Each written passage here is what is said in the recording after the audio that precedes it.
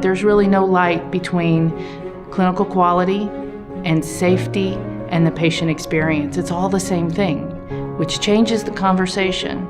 Nurses understand that. Nurses are at the sharp end, what we call the sharp end of care.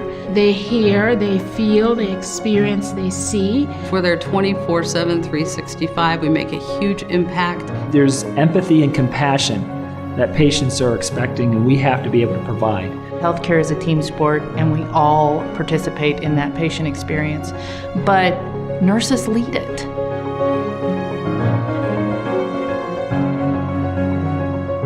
We've started to shift our conversation from just thinking about the numbers of people on a unit. You can have a perfect unit with 0 vacancy and have poor outcomes. I think nursing sort of gets lost in the patient care stay. If a patient stays 4 or 5 days, they may have somewhere between 4 and 10 nurses who care for them. We can do better. I don't want nurses coming into work and identifying that there's a shortage of nurses and staff and then feeling dejected or feeling they're going to be overwhelmed for that 12 hours. If you listen to nurses and you listen to leaders, many times we'll say, we think this should be the solution. The data is the foundation. It's how you know how you're doing. And you can't fix something unless you know that it's broken.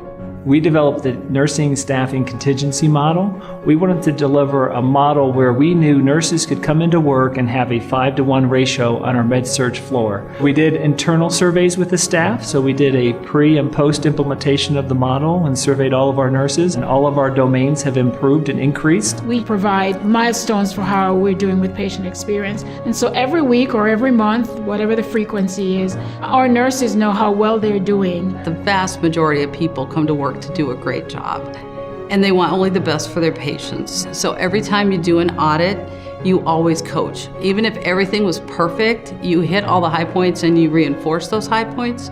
But if everything wasn't perfect, you give constructive feedback. And if we're not looking at it individually, we're missing opportunities to bring our practitioners along.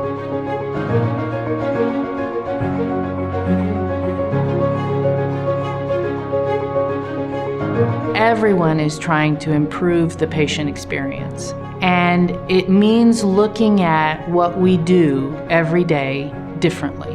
The goal is to elevate the professional practice of nursing. People ask where you work. Instead of saying, I work at this hospital, I want them to say, well, I practice at this hospital. We have to use data to change culture, and that's the real important part of it. It's not about the score all the time.